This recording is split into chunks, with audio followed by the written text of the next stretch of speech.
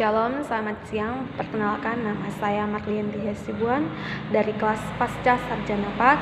Di sini saya akan menjelaskan tentang doktrin Tritunggal abad 20, yaitu untuk memenuhi salah satu tugas mata kuliah doktrin Tritunggal oleh dosen Dr. Adolf B. Butar-Butar MTH. Pada abad 20 ada beberapa teolog yang muncul dan menyuarakan kembali dan mengkaji ulang tentang ajaran Tritunggal.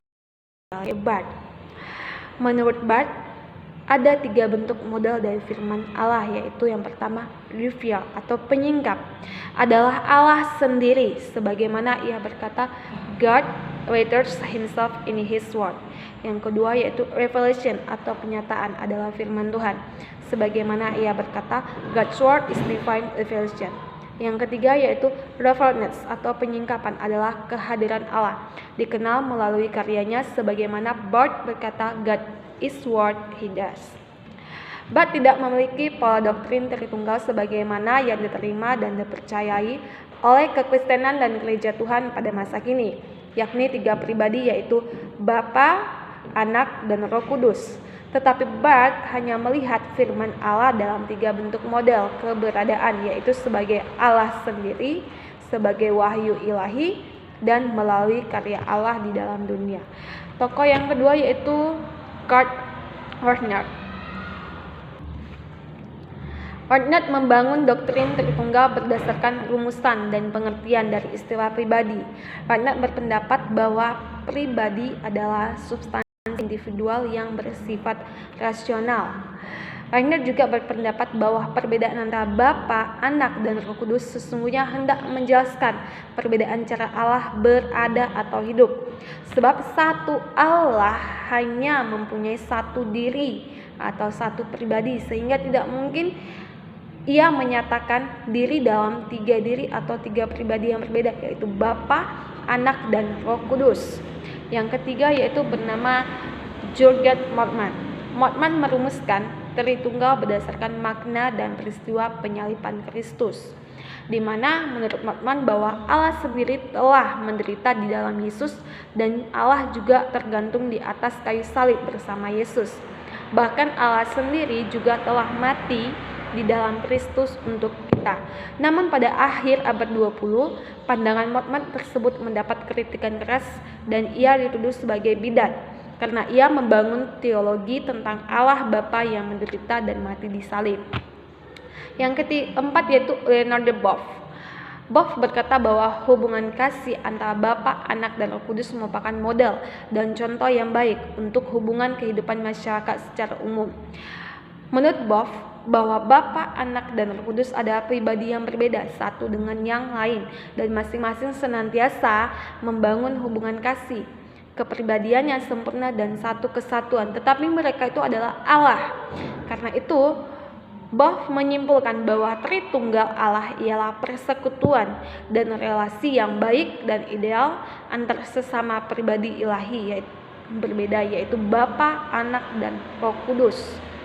Yang kelima yaitu Lacuna, yang menekankan bahwa Bapa, Anak, dan Roh Kudus berada dan berkarya di dalam kekalahan surgawi. Lacuna berpendapat bahwa ajaran seperti itu adalah sebuah kekalahan dan kesalahan fatal dalam doktrin Tritunggal. Sebaliknya, Lacuna menegaskan bahwa ajaran Tritunggal adalah bersifat imanen, yaitu Tritunggal yang nyata dan benar terlihat melalui kehidupan Allah yang dinyatakan dan ada bersama kita di dalam Kristus dan Roh Kudus. Tetapi ada satu tokoh yaitu Ziziolas yang berpendapat bahwa Allah adalah Tritunggal, yaitu Bapa, Anak, dan Roh Kudus yang menyatu dalam satu keilahian. Bapa adalah pribadi yang sejati yang menyatu secara sempurna dengan Anak dan Roh Kudus sejak kekalan. Jadi tidak ada hierarki antara Bapa lebih tinggi daripada Anak dan Anak lebih tinggi daripada Roh Kudus, tetapi mereka adalah menyatu dalam satu keilahian. Jadi ketiga pribadi tersebut masing-masing setara dalam keilahian, kekudusan, dan kehendak ilahi. Sebab ketika pribadi sempurna itu adalah Allah yang esa, yang menyatu secara ilahi dan sempurna. Karena itu dalam gambar dan rupanya manusia. Berdasarkan pendapat dari beberapa tokoh tersebut, saya menyimpulkan bahwa ada 5 tokoh yang tidak memandang doktrin Tritunggal itu secara alkitabiah, tetapi saya lebih setuju kepada pendapat John de Zizioulas, di mana lebih mengajarkan doktrin Tritunggal itu dipandang lebih alkitabiah. Karena Zizioulas menyatakan bahwa Bapa, Anak, dan Roh Kudus itu menyatu dalam satu keilahian dan tidak berada dalam 3 keberadaan, tetapi berada dalam 3 pribadi yang menyatu dalam keilahian, dan tidak ada jenjang hierarki antara Bapa, Anak, dan Roh Kudus. Mereka adalah setara dan menyatu dalam keilahian, yaitu tidak ada Bapa lebih tinggi daripada Anak dan Anak lebih tinggi daripada Roh Kudus. Jadi kesimpulan dari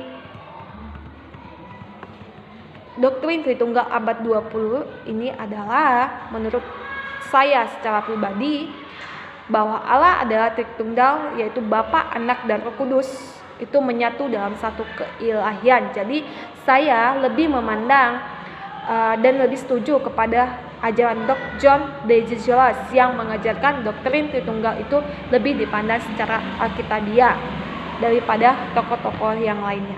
Terima kasih.